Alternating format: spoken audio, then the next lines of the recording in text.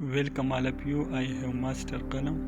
In it, we have to start the English alphabet. First of all, we have to straight the nib of the marker, and let's start.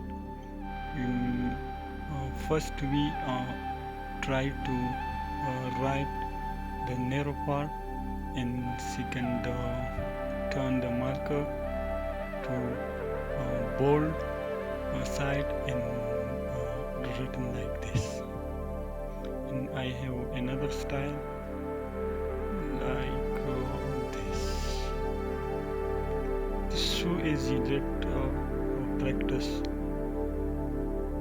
like that and like this. Okay, this is two style. Let another.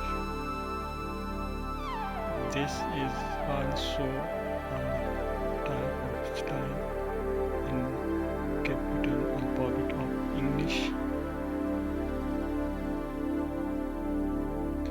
This is make with practice. So easy that you have to buy the marker in that style and focus on my finger and like that.